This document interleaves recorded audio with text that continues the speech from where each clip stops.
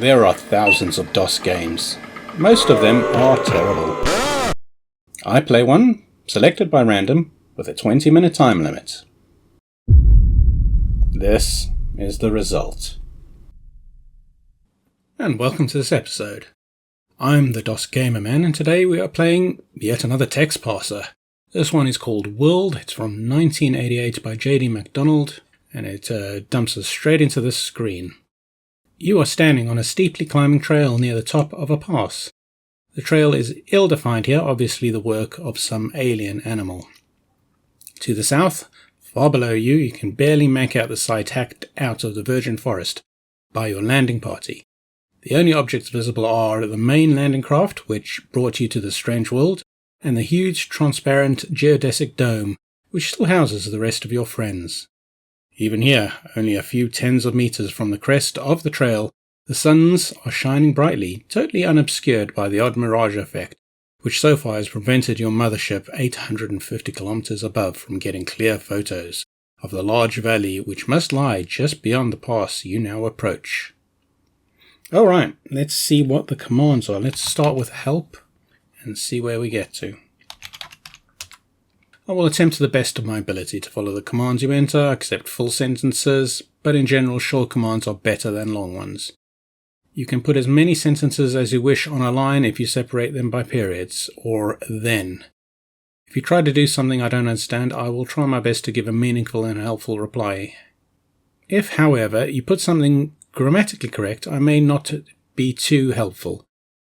I wonder if that meant not grammatically correct. If you use multiple sentences on a line, I may give my response far below where you typed the line, in some cases so far that your command has scrolled off the page. I look at the first 9 characters of a word, and usually you must type the whole word. However, a single direction north, northeast, east, southeast, south, southwest, west, northwest, U or D preceded by an optional adverb is the best way of simple travel. Location descriptions are given in the long form first time you visit a place, afterwards shorter forms are used, unless you enter verbose. Verbose is cancelled by the brief command. At any time you may get a long description and a list of objects by typing locate. The command super brief will suppress even more messages. I will give you a list of what you're carrying if you enter inventory or I. Some objects must be distinguished with a adjective, so red or green shirt, a noun preceded by a proper adjective or none at all. Improper adjectives or unnecessary ones will evoke rude responses. Sometimes you must refer to an object with the phrase of, such as in take the jar of jelly. In this case, there can be no adjective before the second noun. I feel like I'm doing English at school. Particularly useful commands, such as take all or drop all, can operate on over 25 items at once. You can also say take all but grape jelly. He seems to think he's written a decent parser. We will find out. You will find that particular objects are containers and thus are useful for carrying other things around. This is most useful as you cannot carry very many objects in your hands at once. Certain things can be worn, and usually should be worn. You get points for getting samples for your expedition or sometimes for performing certain actions. For the specimens to count for full points, you must be carrying or wearing them. There are many dangers here, and getting killed too much will reduce your score. If you wish, you may save the present position in the game by entering save. You can do restore. If you do things carefully, you may live longer. Oh, and the object of the game. You are supposed to collect objects, observe things, and find a way out of the valley. Steep trails. So first things first, let's get this into verbose mode. So that is the same description from earlier. What directions can we go? It's not really given us that there, so let's go south. You don't dare go back after you volunteered to come here and get out of latrine beauty. You'd die of embarrassment if you turned back. So south's not an option. East. Impossible to go that way. West. Impossible to go that way. North. Finally, after exhausting the climb up that bad trail, you are almost at the top of the pass. Your camp is still visible behind you, as is the great red sun to the south. However, the small blue sun to the northeast over the valley is, although still strong, affected by the same shimmering seen from above. It darts and dances around in the most disconcerting manner. It is clear from here that the observers in the ship were seeing a real phenomenon, albeit a strange one. As you look up the last few meters to the pass, you feel honoured that you were given the assignment of scouting this most peculiar sight. The weight of your pack seems less of a load near the top. I've got a pack. Let's have a look at inventory then. You are wearing knapsack. Knapsack contains green shirt, canvas shoes, tan pants, a butterfly net, plastic tube, instant camera, plastic bag, red shirt, pair of heavy boots and blue pants. Wow, okay. Lots of clothing, no tools. What can we do from here? Can we go east again? It's impossible. Can we go west? So, okay, we'll go north again. You're now at the very top of the pass. As you walk into the sight of the floor of the valley, it is clear that you have made the greatest discovery of this long expedition. Stretching out for kilometers on the valley floor are clearly visible several alien, obviously different ecosystems. Some abutting one another directly. Others separated by shimmering curtains like the one above. Some must be entirely different from the Earth-like nature of the rest of this planet. Many of them are very odd colours, sickening yellow-greens and Mars-like reds, alternating with beautiful deep blues and fervent greens. Can these be natural? Are they product of some superior intelligence? The only way to find out is continue down north into the valley. So there we go. So far, this is a bit of a novel rather than any kind of adventure game. So interactive fiction.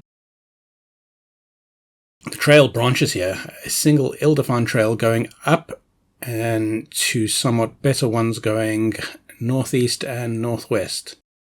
The trees here are more numerous and stronger than on the rocky slopes farther up. Okay, let's do northeast. At this point, the trail crosses a vein of minerals. Most minerals are worthless, garnets stuck in a vein of quartz. At the end of the vein is one huge blue sapphire. Okay, well, we're obviously going to get the sapphire. Taken. Look at, is it going to understand, look at vein? Doesn't know vein. Look at quartz. Doesn't know quartz. Shall we carry on northeast then? You're at the bottom of a dark chasm. The poor trail goes north and south. A smaller ravine branches off to the east. So far we're travelling a lot, so let's go east. I should probably be diagramming this up with pen and paper, but I don't think we're going to get there today. You are at the bottom of a small steep ravine filled with ferns. Oh, can we look at fern? No, look at fern. Get fern. Eat fern. Lick fern. Okay. It doesn't know fern. Then why tell me? Let's carry on east. The trail from the west ends here near a small waterfall. Around the sides of the waterfall are giant horsetails like those on Earth during the age of dinosaurs. The prehistoric atmosphere is heightened by small flying reptilian creatures, like tiny pterodactyls flying behind some of the horsetails. Interesting. Get horsetail? Horsetails are used only to scour pans, which you don't have. I was hoping for a sample. Can we get a pterodactyl?